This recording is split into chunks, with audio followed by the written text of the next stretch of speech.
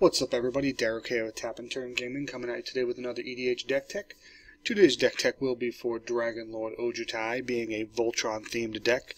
For any of you that don't know, Voltron basically means when you take your general, suit them up with a bunch of either enchantments or equipments, and just send them to town, much like the 70s and 80s cartoon Voltron, where the little pieces went together to form the big bad robot, and that's more or less what Voltron means.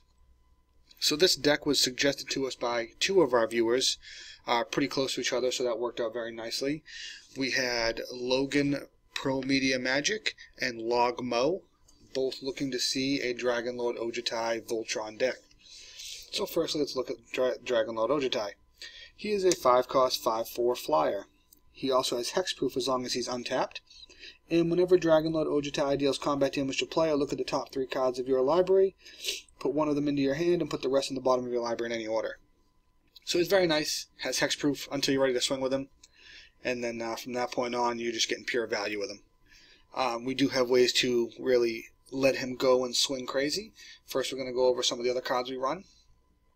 For the lands, we're running Azorius Chancery, Azorius Guildgate, Celestial Colonnade, Eiganjo Castle, because this will help us protect Dragonlord Ojutai. If he does get blocked, this will prevent 2 of the damage, so he can essentially get blocked by a 5/5 and not die. A 6/6 would still kill him.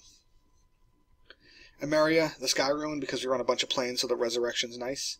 Glacial Fortress, Halimar Depths, Hallowed Fountain, 10 Islands, Keldjorn Outpost, Manamo School at Water's Edge.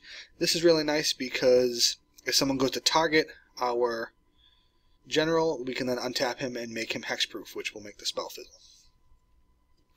Plains, Prairie Stream, Seachrome Coast, Sajiri Refuge, Temple of Enlightenment, Teleria West, Tranquil Cove, and Wandawine Hub. Now, Teleria West is in there solely so we can transmute it for a land we need. If we want to get out our Eiganjo Castle or our Emeria to get those reses going, or our Manamo to be able to untap him, pretty much for that point. For our instance, we're running a lot of protection and removal. So we have Cancel for a counter, Capsize for some bounce, Cloud Shift for a flicker, Counterspell, Crib Swap, Cyclonic Rift, Devouring Light, Dissipate, Dissolve, Ghostly Flicker, Ghostway, Hinder, Momentary Blink, Path to Exile, Reality Shift, Remand, Spell Crumple, Stubborn Denial, and Swords to Plowshares.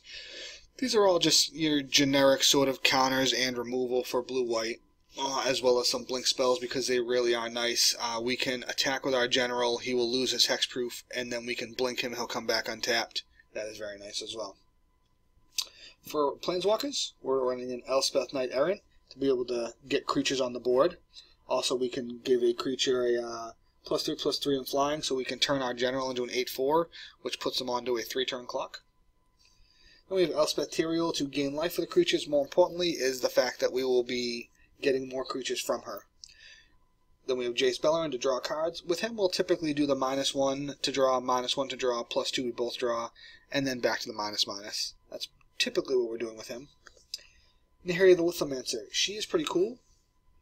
She says, put a 1/1 white soldier creature token onto the battlefield, and you may attach an equipment to it. That's pretty cool for a +2. Then we get a -2. You may put an equipment card from your hand onto the battlefield. Pretty cool. And we get 10. Put a colorless equipment, artifact, and token named Sunforged Blade onto the battlefield. It has indestructible. Equipped creature gets +5/+5 and double strike. With an equip cost of 1. She's pretty cool. We're mostly using her for the -2 to throw an equipment from our hand onto the battlefield when we have them. Other than that, we're just using her to pump out more creatures. Our Planeswalkers are primarily going to be spitting out guys for us. We have Narset Transcendent, another 4-cost Planeswalker, blue-white. Look +1 to look at the top card of your library. If it's a non-creature, non-land card, you may reveal it and put it in your hand. Just gives us some Excel where we can start just putting these cards into our hand. And then we get a -2 when you cast your next instant sorcery spell this turn. It gains Rebound. Rebound's a really cool ability. I always enjoyed it where you cast a spell, get that effect, and then it gets exiled, and then at the beginning of your next upkeep you can cast it again for free. It's cool for storm decks, it's cool to just reuse those abilities, just cool all around. And Venser the Sojourner. 5 cost Planeswalker with 3 loyalty. You can +2 him to exile target permanent you own, return it to the battlefield under your control at the beginning of your next end step, and creatures are unblockable this turn for a -1. We are generally going to be just +2ing him to be able to blink one of our permanents. It doesn't matter what permanent it will be. A lot of times we just blink a land so it's untapped and we can use it on our opponent's turn because we want to get to his emblem. Now his emblem says you get an emblem with whenever you cast a spell, exile target permanent. That is some serious removal. His -1 for creatures are unblockable this turn, we will use to Alpha Strike for the win. Predominantly, though, we are going to be +2ing him away until we can get him up to 9 counters and then activating his emblem. And that's really what we want to do. So then once we start countering spells with our counter spells, we can also remove an opponent's permanent, and we just start winning that war of attrition really quickly. For sorceries, Day of Judgment, Steel Shaper's Gift, and Wrath of God. We went a little light on the sweepers, mostly because we have a lot of control elements in the deck. I'm going to go over the creatures. We're running Archaeomancer, Clever Impersonator, Clone, Deadeye Navigator, Karmic Guide, Kembaka Regent, Maloku the Clouded Mirror, Mentor of the Meek, Mnemonic Wall, Monastery Mentor, Ojutai Soul of Winter, because it is an Ojutai deck, so we might as well have both of them in there. Phantasmal Image, Phyrexian Metamorph, Pure Steel Paladin, Relic Seeker, Sakashima the Imposter, and Sakashima Student, Stoneforge Mystic, Stonehewer Giant, Tower in the Sky Summoner, and Venser Shaper Savant. What our creatures really give us is a lot of synergy and a lot of cool effects, so I'm going to go over some of them. We have Archaeomancer and Mnemonic Wall, both to be able to get back our sorcerers and instants. We have Monastery Mentor and Tower in the Sky Summoner to be able to generate some creatures for us. Stoneforge Mystic and Stonehewer Giant are going to tutor for equipments for us. Then we have a clone, a clone, a clone, a clone, a clone, and a clone. The nice thing to know about Clever Impersonator and Phyrexian Metamorph is they can clone our equipments or our other permanents or anything we want them to clone. Well, Phyrexian Metamorph can clone a creature or an artifact. Clever Impersonator can clone any permanent on the battle, any non-land permanent on the battlefield, so they get a lot of leeway with them. One of the better things, we also have, Comic Guide to be able to res a creature. Kembaka Regent, as long as she's suited up with any kind of equipment, is going to give you a 2/2 every turn. Maloku's nice because at the end of your opponent's turn, you can bounce a land to your hand to get a 1/1 blue illusion flyer. So a flying blocker is nice.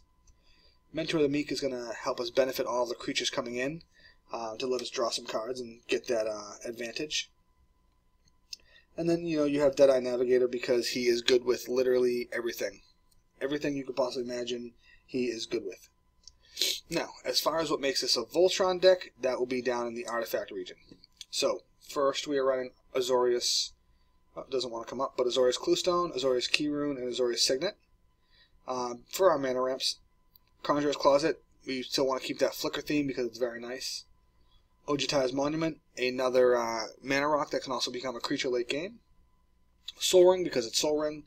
And then we're running Sword of Body and Mind, Sword of Feast and Famine, Sword of Fire and Ice, Sword of Light and Shadow, Sword of the Animist, and Sword of War and Peace. Now the only one that's the oddball right there is Sword of the Animist, and that's because we throw it on Ojutai, he's now a 6/5. That's cool. It's mainly so that whenever he attacks, we can get that basic land out. Get that mana ramp going, that mana ramp. And then the point of running all the different swords is that whichever sword that we put on Ojutai, he's now going to hit for 7 power, which makes him a 3-turn clock. But we can also search for the specific sword that's going to get us past our opponent's defenses. Because we have blue-green, black-green, blue-red, white-black, and white-red. So we have, throughout these swords, protection from every color. So whatever our opponent is playing, we can rip out the proper sword with either Relic Seeker or Stoneforge Mystic or Stonehewer Giant to be able to deal with the appropriate problem. And that's generally what we're going to do. And then one of our other synergies that we will do is we will use Ghostly Flicker, which lets us blink 2 creatures, and we will be blinking either our Mnemonic Wall or our Archaeomancer at the top here. Archaeomancer, paired with, say, Stoneforge Mystic, because what will happen is we'll cast the Ghostly Flicker, and we'll target the Archaeomancer and the Stoneforge Mystic. Then what's going to happen is they're both going to come back in. Stoneforge Mystic is going to allow us to search for an equipment, and Archaeomancer is going to allow us to take back a sorcery at instant, so we'll just take back the Ghostly Flicker, and that is very nice. Ghostway's in here because I really found it to be a very, very nice spell. EDH tends to be very wrath heavy, so since this is instant speed, you can cast this and rip all your guys off the battlefield. Your opponent sweeps, they kill all their guys, and in turn yours all come back, and they are very unhappy. But this is more or less the direction that I went with the deck. Again, we have the Planeswalkers in here, like I said, mostly just to get the value off tokens and some of their other things, like Jace is in there just for card draw, Venture's in there just for the blinking and to get him on his ultimate, but Nahiri, Elspeth, and Elspeth are both in here solely just for the token generation, because we want to be able to just freely swing away with some of our beaters, and we're going to do that by having tokens that we can leave back to block. So for Logan and Logmo, this has been Derek with Tap and Turn Gaming. This is my take on a Dragonlord Ojutai Voltron deck. I'm sure there's some cards I could have ran or not ran. These are just the first ones that came to mind when I was throwing it together. So I hope you guys take some inspiration from this, comment, and let me know what you think. Share the video if you like it, and maybe we can get some more subscribers out of it. But again, this has been Derek with Tap and Turn Gaming. Please like, comment, subscribe, and we will catch you later. Thanks a lot, and goodbye.